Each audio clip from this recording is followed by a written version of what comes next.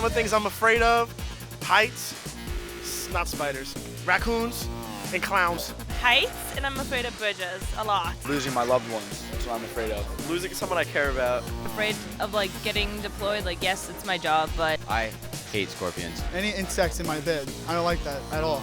I'm actually afraid of spiders, even though I'm wearing one. Bullies, guns, everything. Big groups of people. Sometimes you're afraid to speak out against peer pressure and things like that. Not succeeding in what I want to be. Not being successful. I'm afraid of clowns, like a lot. And I'm afraid of the cops. I don't know why. have you or someone you known had a fear or phobia so bad that it was paralyzing? When I was little, I used to like not want to go in the bathroom because I watched like Harry Potter and like I thought there was like the basilisk like in the bathroom. My Uncle Dave, he has a horrible fear of heights, and one time for I think like their anniversary, him and his wife went in a hot air balloon, and he literally just had to like sit down in the corner and stay there the whole time they were up there. My aunt, she's really like claustrophobic, and we were in an elevator, and she started freaking out almost to the point of crying and like overheating, and she started sweating really a lot, even though the elevator was like a pretty good, decent size. My mom's actually cried herself like into a little ball when we went like cliff hiking. If you stop and think about it, there are a lot of things to be anxious and afraid of in our daily lives, as well as in the world around us. We can be anxious about the possibility of another terrorist attack on our country or a shooting in our own school. We might be concerned about our health, our friendships, or our grades. Big worries or little ones, the list could get pretty long. The more you think about bad things, the worse they can seem. The worse they seem, the more the control they have over our thoughts, moods, and decisions. Be not afraid, overcoming fear and anxiety. That's what we'll be talking about today. Hi everyone, I'm Justin. And I'm Carolee. And this is Real Faith TV. The teens on the street all could point out things and situations that cause them fear and anxiety. We'll talk with them more in a few minutes, as well as meet our studio guests. But first, let's meet our spotlight guest, Mary, who will share with us how anxiety and fear affects her. And some of the things that she is fearful of. You're very on edge. It's in the back of your head. And that's anxiety that everyone feels, I think. And you can't stop thinking about it. I know for me, I would wake up in the middle of the night feeling nauseous. A lot of things make me anxious.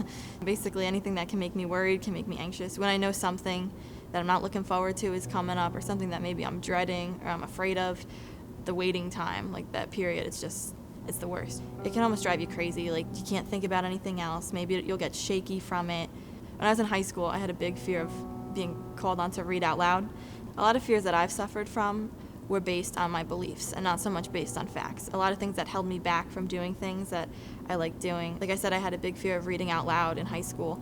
I would get up and go to the bathroom whenever papers were passed out to read because I was so afraid of being called on. It was my sophomore year, and I had a lot going on with my friends and my family, and I was called on to read out loud, and this is kind of where the fear came from. This is when I had my first panic attack. I was reading the paragraph, and right in the middle of the sentence, I felt like I couldn't finish it, and I started getting really shaky, and I almost felt like the room was closing in on me, and I felt like I couldn't breathe.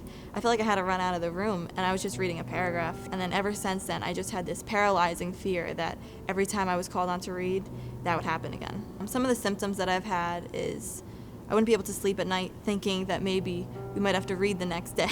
I was crying a lot during this period because I was going through a tough time with some family things, some friend things, and just the anxiety on top of it added a lot. I can completely relate. Like during the school year, I start stressing about tests and essays due the next day, and that anxiety follows me until I go to sleep.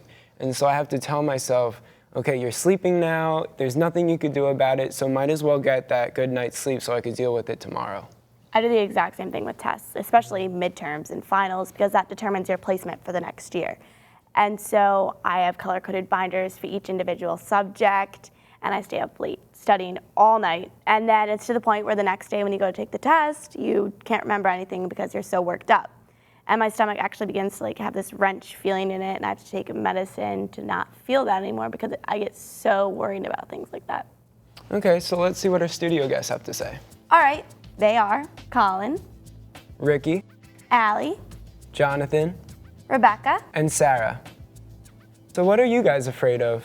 My biggest fear right now in life is having a lot of work, you know, put on me, you know, stuff with like college entry exams and college placement tests. Just I can't seem to handle the stress sometimes. I really have a big fear of is not knowing what's going to come tomorrow and not being able to prepare for that. That really bothers me to the point where I'm sitting at home thinking to myself, oh my gosh, what's going to happen tomorrow in this situation or whatever. A really big fear for me is getting a job, because when I go into a place, they're always like, how old are you? And I'm like, I'm 17. They're like, really? You look 14. They think I'm like joking, but I really need a job, and it gets me really aggravated because my parents are like, get a job. I'm like, I'm trying, I'm just not succeeding because no one takes me seriously. I worry a lot about really menial things throughout the day. Mostly it's planning things and events. You know, when I'm hanging out with my friends, I'm thinking to myself constantly, you know, are we gonna have a ride here? Who's gonna be going here? This person's going home. Are they gonna have a ride? If they have a ride, is this person gonna be able to get to this place? It's so overwhelming. My friends are always just kind of there, just like chilling, hanging out. And that gets me more aggravated and worried because they're not taking things seriously. And it doesn't really help me any, but I worry about it anyway. Because I don't see very well. A big fear of mine is not being able to drive, because that's so important and it's such a big freedom to have that I'm so afraid that I'll never get to experience that. I mean, my doctor thinks I might be able to drive eventually, but he has no way of guaranteeing that it'll happen. Yeah, like I have like really bad anxiety to the point where talking in front of a group of my friends can make me almost have a panic attack. Or like, especially the past few weeks, because I have auditions for different things coming up. I'm so scared during auditions, and home alone, I seriously carry a pot around with me because I'm afraid somebody will come in my house and be in a corner. So I carry it around for self-defense, but I'm just basically afraid of everything you can think of. And it's really aggravating, actually, but it's something I have, and I know a lot of other people have it too. I have a fear of making bad first impressions because, you know, meeting people for the first time, it can be really stressful.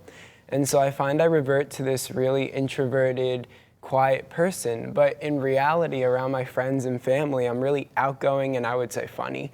And so that's what I want people to see when they first meet me, but it's kind of hard. We each have our own individual fears, and so it's just weird because like then in the bigger scheme of things, there's like war and disease, but then like we are so afraid of like just the tiniest things, and it scares me how many other things I could be afraid of. We see the terrible realities of war, disease, and natural disaster every time we turn on the TV. That type of suffering is obvious to us. Other times, we may look at people we know and think they have no hardships, nothing to worry about. They look happy all the time, and their lives seem to come straight out of a fairy tale. While some people are probably better than others at dealing with fear and anxiety, chances are we are just not seeing the whole picture. Feelings of fear and anxiety are part of the human condition, just like our capacity for happiness or love. So what do you do when life seems really full of things to get upset about? How can you deal with your fears and get past them? That's what we asked the teens on the street. Let's hear them now. Just try and take it head on. You just gotta face them, you know? Man up and just try like approach them straight on. Ignore it, try and put yourself in a happy place. Just get over them, like buy a pet spider or go on a big roller coaster. If you basically share your fears, you won't have them all bottled up. If you just try to conquer the fear, you'll get over it. Go to a counselor at school, talk it out. Maybe go to your parents, have a nice talk with them.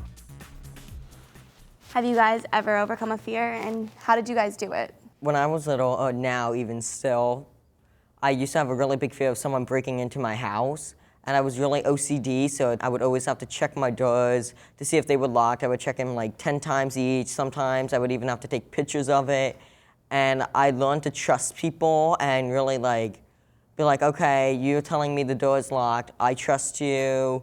I know you, so I know everything's gonna be okay. One of the teens on the street said that they just kind of ignore it.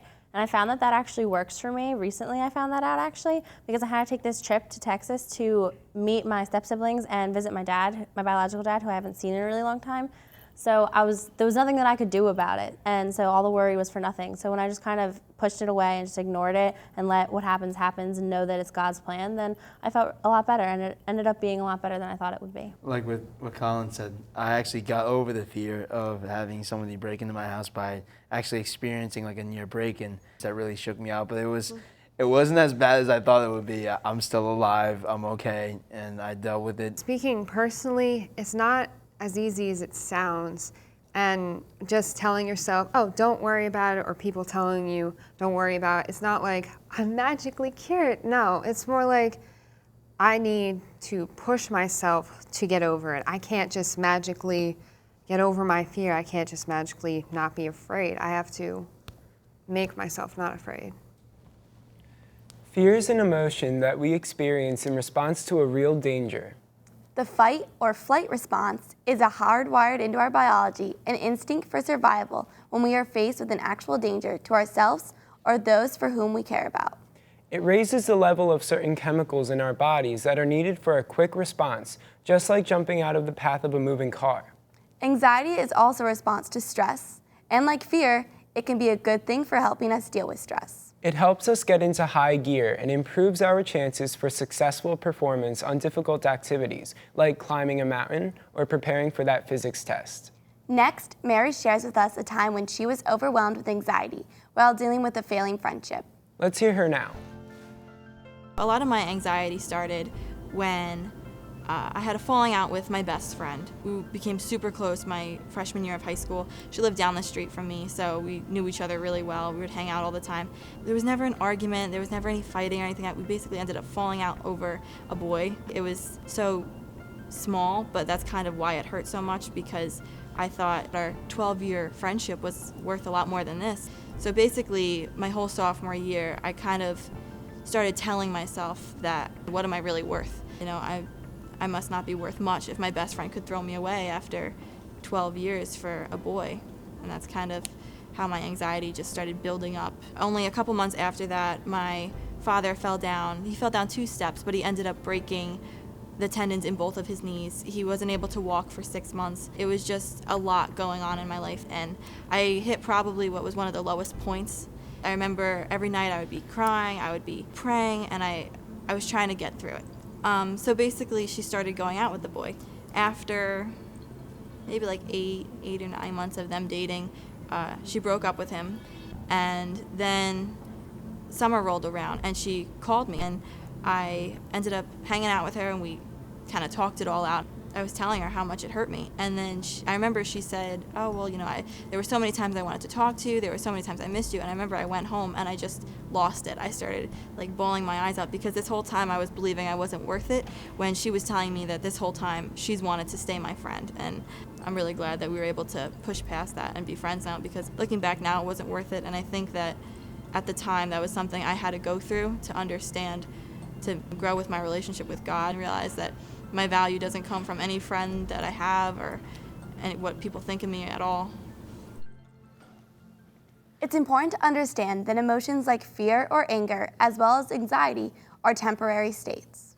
They usually subside in time after the stress is removed, and our minds and bodies return to a normal, relaxed state. When anxiety and fear responses are extreme, or the stress persists for an extended time, we can start to see the damaged effects on our bodies and minds. When anxiety gets disordered in us, it is time for an intervention. Sometimes it might be necessary to seek professional help to cope with depression or serious anxiety. And that should be done in consultation with family members, doctors, or clergy. Day-to-day worries that affect us all at times are usually manageable with a little time and attention. Mary's fear of flying prevented her from traveling long distances and even taking part in family vacations. When an opportunity for her to work with Habitat for Humanity required taking a flight to New Mexico, she was torn. Let's hear her story now. I always had a fear of flying, so much so it would turn into anxiety whenever I thought about if I had to fly, and it kept me from going on a trip with my parents to Italy. It held me back from, you know, a lot of vacations that my family might have wanted to take in or something. Going into college my freshman year, I got picked to go on Habitat for Humanity, thinking, oh, we're gonna drive there. And it turns out everyone wanted to go to Taos, New Mexico, and that would have been a very long drive, so we had to fly. And I knew that I wasn't going to let the fear stop me. I knew that this is something really good that God is putting in my life. I can either be afraid of it and run from it, or I can just have a lot of faith and get on that plane. The week leading up to it, I was scared and I had anxiety, but I knew that I wasn't not going to let this stop me. It was getting more and more nerve-wracking, but I told myself I'm going to do it, and I was able to do it. And looking back now, I can't imagine if my fear had stopped me from going on that trip. That's a big part of faith, and that's where you have to just say, God, my life is out of my hands right now, so I'm putting it in yours. That's where you're walking by faith, where you're saying, God, I believe you have a plan for me, and I believe you'll get me through this. The turning point for me was when I went on a retreat this summer going into my senior year of high school. I experienced Eucharistic adoration for the first time, and that was really when my relationship with God became real. A lot of my fear stemmed from probably what other people would think of me.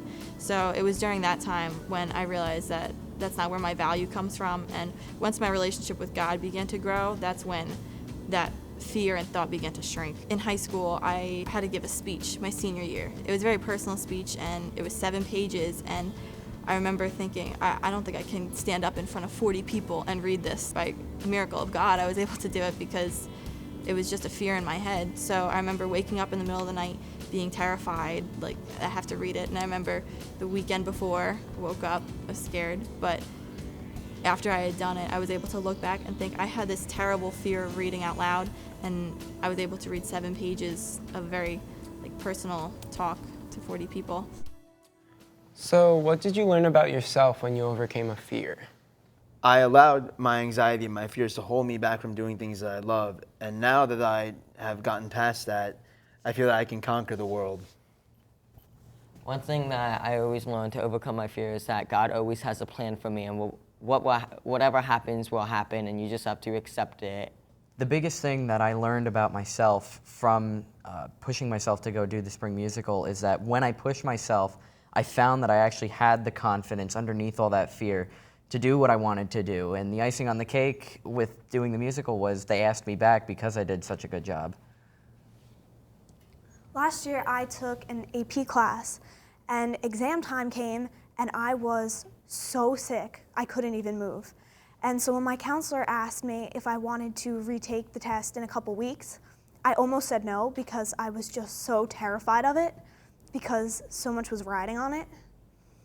But when I ended up taking it, it wasn't half as hard as I had expected, and I think I did really well. So what I learned from that was that when I believe in myself and I really try and I say a prayer before the test, that I can really do well. Jesus knew the human mind and condition well. Not only did he experience human pain and suffering with us, he had the divine capacity for healing us. Time and time again, he had to remind the apostles not to get too upset about situations, but to rely on the Father's love and care for them.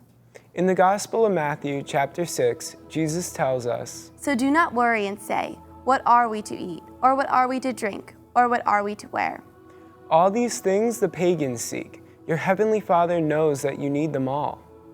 But seek first the kingdom of God and his righteousness, and all these things will be given you besides." Do not worry about tomorrow. Tomorrow will take care of itself. Let's go back to the teens on the street, where we asked them what role faith plays when dealing with fears. Let's hear what they had to say. Things are often not as bad as they seem. Life gets better as we go on a lot of the time. And just turn to God, turn to the Bible. Always pray, and you get a peace of mind so that you can keep going forward. You know, if you pray and you ask, I'm scared of this, I need help, I need strength to do it, pretty sure you pray, he'll answer that prayer and you can do it. I don't believe. I think if you believe in religion and it makes you feel better, then go for it. I think the idea of knowing that something exists and cares about you and is there for you, it helps. So then if you fall down, you know God's there to pick you back up. I think it's really up to you. I mean, it's always good to pray, I guess, if you feel that way. It makes things a lot easier to deal with. Even if you don't get answers from God right away, it gives you time to also look at it from a different aspect, and it eases your mind a little bit. You just gotta ask God to be strong and to allow him to let you face your fears so you can be strong. When you let God inside of you, then he'll comfort you and like he'll let you get over your fears. If you have faith, like that's the most powerful thing you got in your bodies. Faith and prayer can just, give you more confidence. I'd say my relationship with God has really just helped me overcome my worries and anxieties just because I know I can trust in Him. I know He'll take care of me. And I know that if I trust in Him and follow Him, I don't know, He'll lead me to good things. It's really not easy to get over things and to move forward, but looking towards God and understanding that He sees the whole playing field, whereas we just see what's in front of us, we can understand that there's a bigger picture here. God has a further, more deep understanding of what we're going through than we do. So to just trust in Him and understand that He'll help us get through it, even though it won't be easy. I had a time where my relationship with God wasn't that great, and I didn't have the confidence to do a lot of things that I wanted to do, and I was afraid of a lot. And now that I'm building that relationship back up, I've found that, I feel like I can climb the tallest mountain and fly around the world. Just by knowing that God is with me and that He's not going to leave me, that just gives me confidence. Jesus constantly talked to His disciples about God as a loving parent who paid attention and cared about what happens to us. He did not promise that we would not suffer. He promised that He would be with us, comfort us, and heal us. The apostles came to understand this in such a powerful way that they were able to courageously preach the gospel, even to the point of giving their lives for it. Next, we asked the teens on the street how Jesus can be a model for us in overcoming our fears and anxieties. Let's see what they had to say. You see the passion of the Christ, it's terrible what happened to Him. So I think that kind of inspires you that you could be strong if He was strong. He died for us on the cross and everything, so He must have been fearful about that. Him showing strength through being so strong about it definitely gives people a lot of perseverance. One lyric from off of the Bible that I could say: though I walk through the valley of shadows of death, I shall fear no evil. The whole book of Ephesians, the whole armor of God, I've, for the longest time, wanted to even get that tattooed on me, just as a constant reminder, because it's the Word of God, I feel, is an armor that helps you through life, here on earth. Because of his trust and faith in Christ, St. Paul could confidently write in his second letter to Timothy that God gave us not a spirit of fearfulness, but of power and love and discipline. Many times in the Bible, angels appeared to people and began with the greeting, "Do not be afraid," which usually was followed with great revelation of God's love, like in the Gospel of Luke. You have found favor with God. And behold, I bring you tidings of great joy. Finally, Mary discusses with us how leaning on her faith through prayers and retreats helped her through her fears. And shares with us some of the scriptures that she holds close to her heart. The main way that I was able to overcome any fear and anxiety that I had was through retreats that I went on in high school and just praying. And every day I would tell myself, I can do all things through Christ who strengthens me. Every day it was leaning on my faith and not on my fear. I think fear could be a good thing as long as it's not too much of it. If it's something that gives you excitement about something or can lead you to do better, I think it could kind of keep you on your toes, able to do something. And fear would be good if you're actually in some form of danger. Two scriptures that help me with any fear and anxiety I have today are, I can do all things through Christ who gives me strength. That's a huge one. And I know that's not necessarily saying nothing is impossible. It's basically saying with God, you will get through all of the struggles that you have. It's not saying struggles aren't going to come your way, but it's saying that at the end of the day, you can lean on God. Another one is Romans 6:6, hope does not disappoint. My relationship with God has grown a lot. I'm a completely different person than I was before. I had all this anxiety and all of this fear. I had to go through that to be the person I am now. I won't let it hold me back from anything. Now when I pray to God, I feel I can give him more glory and say, God, I know how good you are because I see all that you've done for me and how you've changed my life completely. Anybody that's dealing with fear and anxiety in your life, I would just say to them, keep praying. Pinpoint where your fear and your anxiety come from. Figure it out what it is that you're actually afraid of. Turn to people that believe in you, tell them that you're feeling this way, and they'll build you up.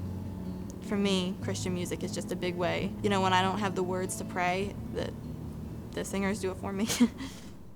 I really liked how she had said we have to lean on our faith instead of leaning on our fears, and that really speaks to me in that, with that fear there, we have to learn to also pull ourselves out. God will always be there for us, but we have to kind of push ourselves to change from leaning on our fear. leaning on our faith.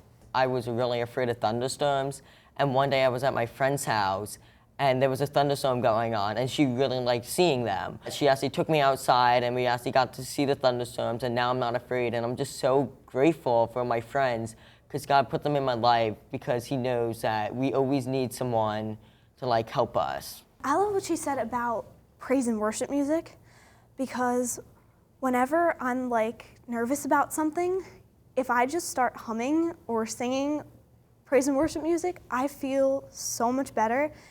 It's hard to be fearful when we are open and relaxed. So the next time you feel overwhelmed by fear or anxiety, take time out and go for a walk or sit somewhere and listen to the silence. Pay attention to what is going on around you or within you. If it helps, think about people who love you or something that you are grateful for. Being able to stay mindful under all circumstances, no matter how uncomfortable, is a sign of amazing courage.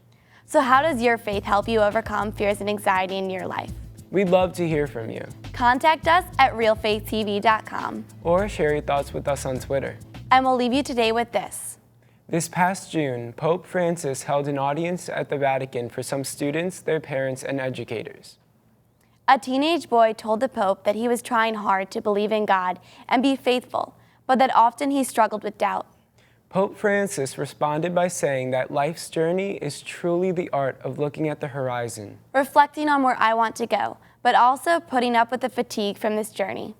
Don't be afraid of failure, he went on to say. The problem with the journey of life and faith isn't falling, it's not getting back up. Good advice from a loving father. Thanks for watching. We'll see you next time on Real Faith TV. God bless.